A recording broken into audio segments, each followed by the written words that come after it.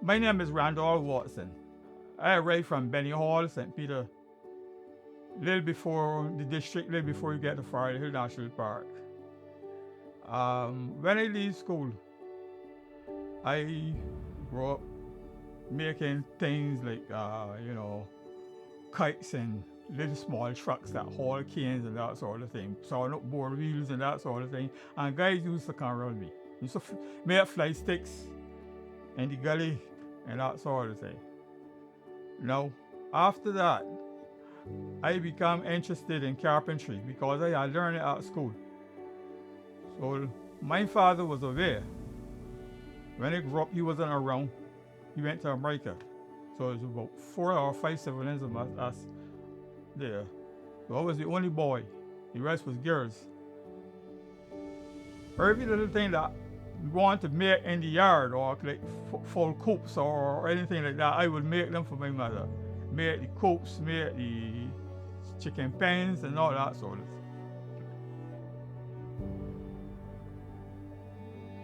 Then after that, I decided I wanted to learn engineering or something like that. I like to be greasy. So I used to go by, a guide and watch him repairing the cars. But I was interested mostly in the factory work because I had went to the factory to get some liquor. My sister carried me there, and Swans, that's an old factory. And I saw the engineers in there working. So I get interested in that. However, I still like my carpentry and my joinery, interested in joinery, go around the workshops and that sort of thing. After my father come back from America, he was a shopkeeper and he continued to carry on the shop after he come back. And he took me to Ashton Hall, where I am now. And I grew up in Ashton Hall.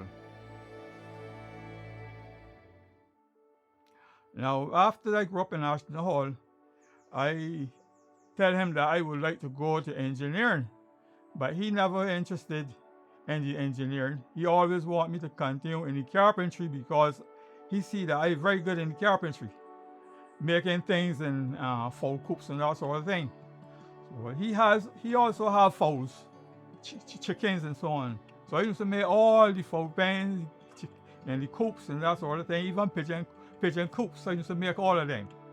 And we used to set them up in the yard and, on poles. And I was always in front doing things like that. However, he decided to send me to the joinery trade and carpentry. So he met a man that had a workshop and do carpentry and joinery. So he told him that he wanted me to continue in that course. But I was willing to go, but at the same time, I still interested in engineering or so like that. Anyhow, I went along to the guide, get the man called me, and I went and I worked with the man about 5 years, working, sawing, slabbing up wood, mahogany, and doing things like when rain fall and we outside, he would call me in the workshop and we would cut tunnels and learn to make joints and that sort of thing. So I find it was two of us, two guys with me, and I find out that he liked to give me things that look hard. So I decided to say this is a challenge, so I can do it. So when I do the joints and that thing, he would always tell me, well, oh, you're coming good.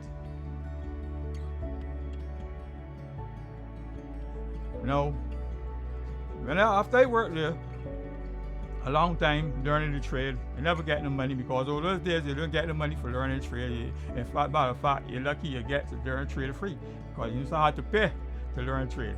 But the man and my father was very good, so he never took the money from him. So I learned the trade.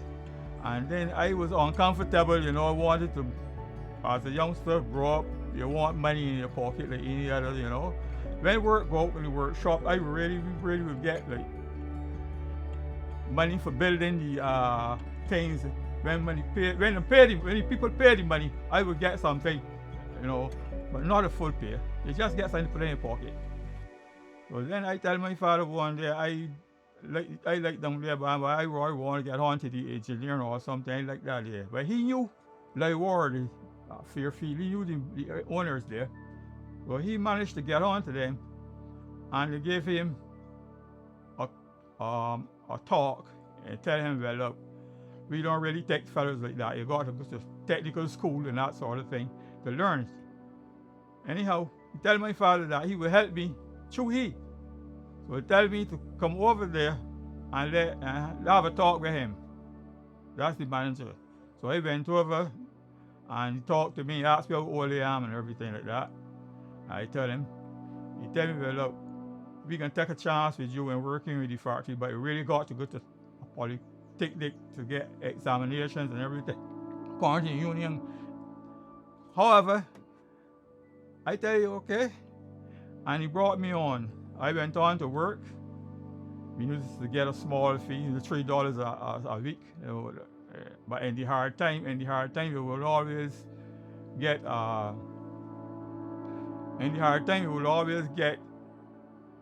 work like that. But in the crop time, you will get more money because the factory working by the ton. And they will give you a job like, whatever the factory grinding, they will give you a job like operating a machine or whatever your machines or carriers or whatever you're doing. They will give you that job till the crop done. That's about 3 months.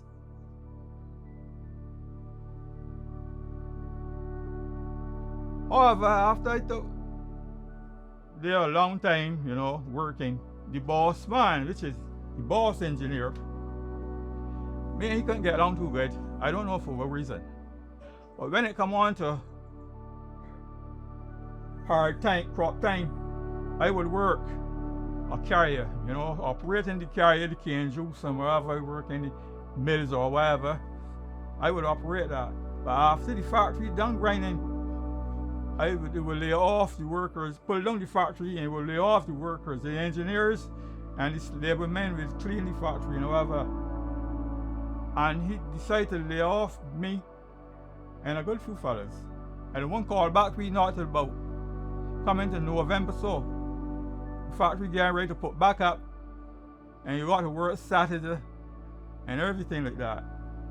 And when he do that, I would find out that I would be home for a long time, not making money, nothing. So I resort back to my carpenter trade, and I would go about doing things like repairing houses and boards and that sort of thing for people, some boards and putting all windows and that type of thing.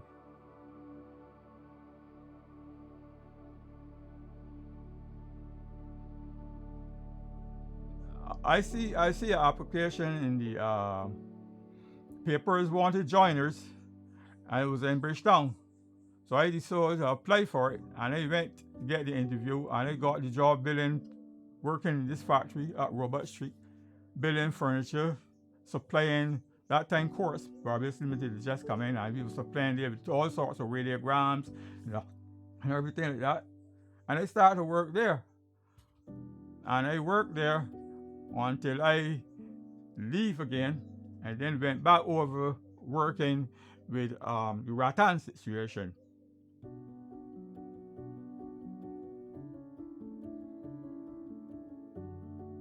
As I continue, when I came to the Rattan, the lady was there. She was a manager. She was from Puerto Rico. And the company was from Puerto Rico.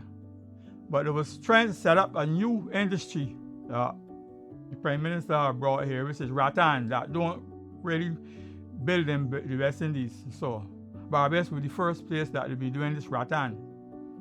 So when I saw they open the factory, and she told me that they're going to want people to be trained in the Rattan, but right now they're going to want carpenters to set up the factory.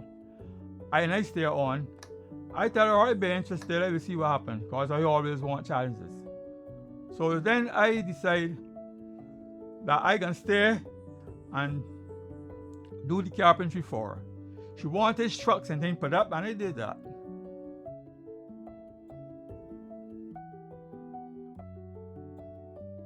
Now the company, they really concerned Richie Haynes, and Errol Barr, those fellows who had shares in it and everything.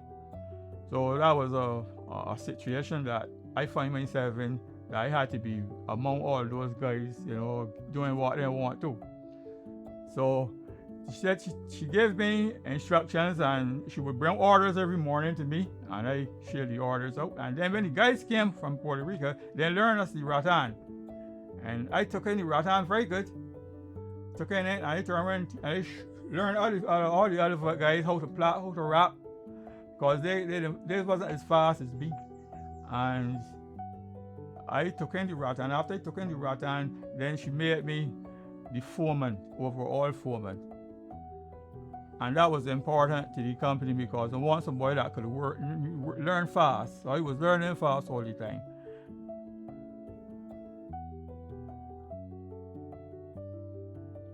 So after making me the foreman, the directors decided that they would make me production manager.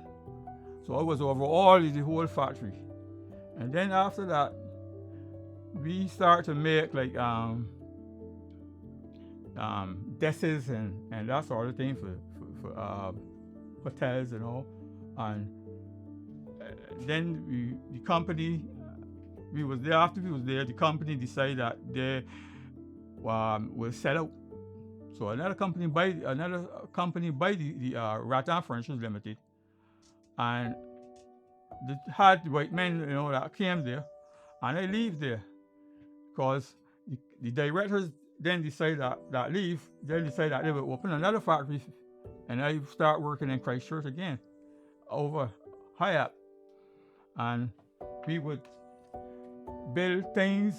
And when it come on to election time, we would build podiums, the DLP, and sometimes Bar wanted podiums as preacher and on the political meetings, and I would build them.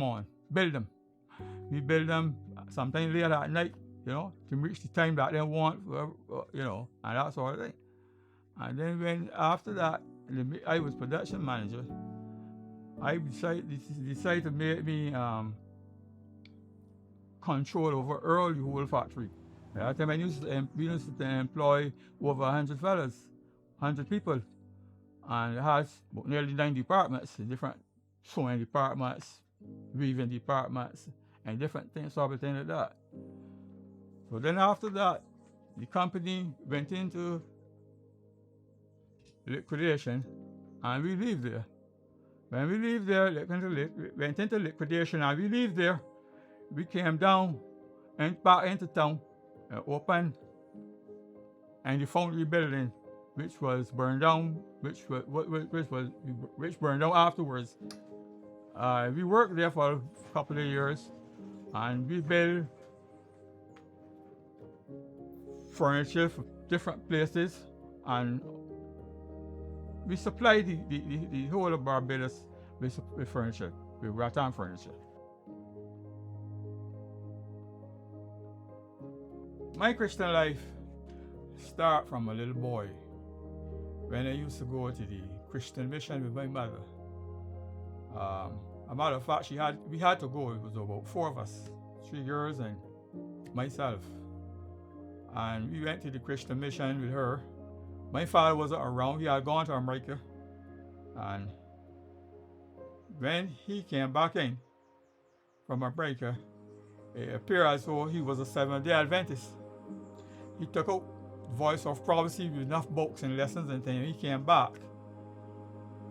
He tell us that the Christian mission ain't gonna give us the teachings that he has with the children. But he carried my mother to the Seventh-day Adventist, and we had to went along. We used to be very, very straight. So I went to the Adventist. We was in the Seventh-day Adventist, and I come up in the Seventh-day Adventist. We sang, making poems.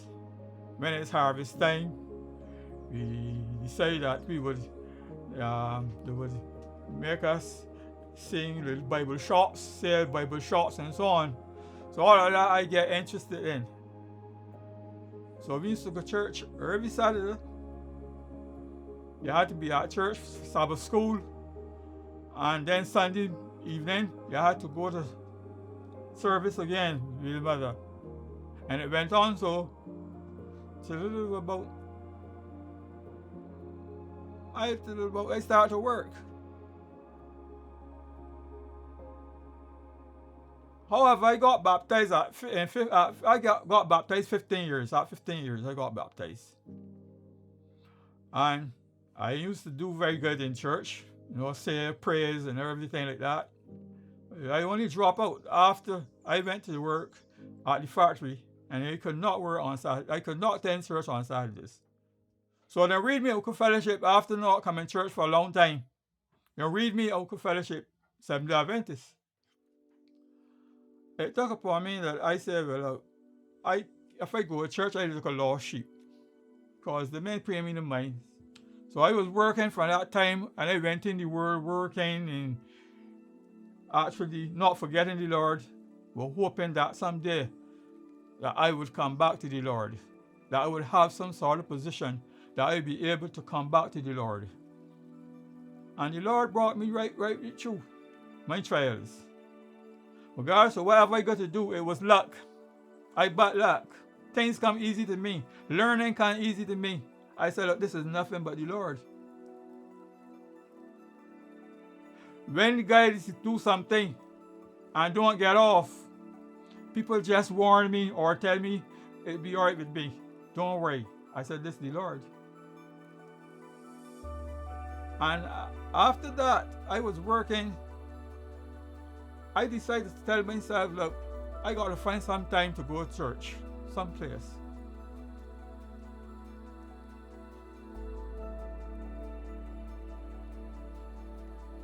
A lady invited me that was working with me at that time.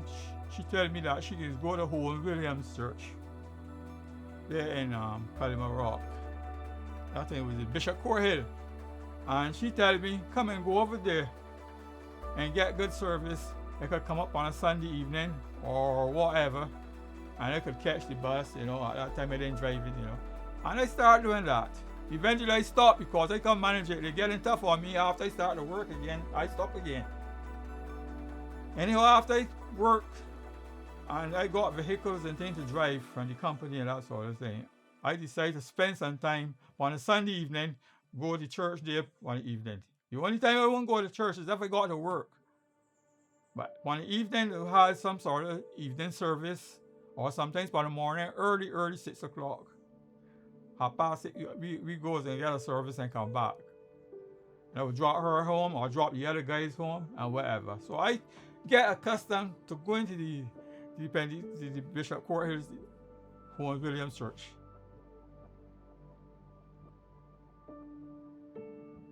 It's a time that I wasn't working. I didn't get much to do in the shop. And as you see, I saw an application in the papers. I wanted to join on the Carpenter to build some crepes, Barbados wildlife.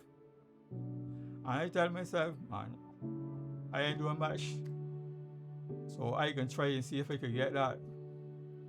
And I apply, and just as I apply, they called me in for the interview. And I went to the Fairley Hill to the interview. And they showed me the technical ways these crepes have to build. I said, no problem, I can get it. Now remember, I don't know much about them, but I tell myself, I got the confidence and I trusted the Lord. And I know He can bring me through. Because right now, things are going real tough with me. And I take the job. Man tell me, well, I can get you build one and get it approved. And if it's all right, you can take the job. So I get the stuff and I ship the stuff here and I build one. And it took me about 3-4 days. That was a difficult crepe at that time. Not like the ones that I'm doing now. So when it's done the crepe, I called them. Tell me, look, you got to put monkeys going in them cages and shipping them. So I tell you, so how much you can build? He said, well, according to how much they want, you will build the suit. And I start building monkey cages from that time. And eventually, I never stopped. Furthermore than that, They come up with new designs that nobody never built yet. And they send out the pictures to me. And I build them off of the pictures and supply them. Don't care how much they want, I can put them there for them. And that was just how it is. That's why I tell you that the Lord was with me. And I pray. And I trust in God at all times. And I always tell my Savior that as long as I live, I gotta serve Him. Regardless of how it is, how difficult it is, I gotta find a way to serve Him. I'm not gonna forget Him. And I would advise anybody that come along in a hard way, and but it tough like me, to remember that it is the Lord, and always try to serve Him. You don't have to coming up from young. It comes into you. He was knocking at my door inside all the time and telling me, look, you try to go back to church. Try to get into a church. And never ever I try to forget God. So I would advise any person, whether they're rich or poor, remember God. Because He always, once He knows your heart, He gonna bring you through. The heart, not the mouth. Because some people speak from the mouth, but they don't speak from the heart. But once you have the heart, and God knows your heart, He gonna guide you through.